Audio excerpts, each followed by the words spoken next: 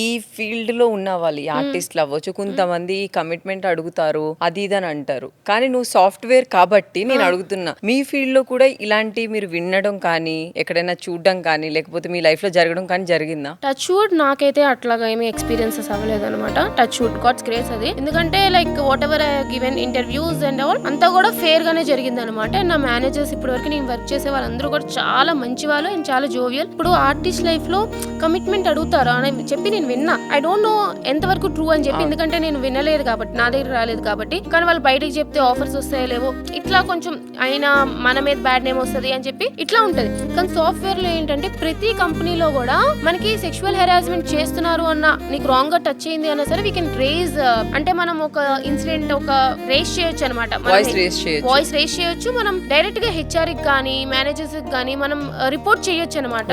So అది enquiry చేసి if it's true వాళ్ళు కంప్లీట్ గా బ్లాంక్ చేస్తారు అనమాట మొత్తం.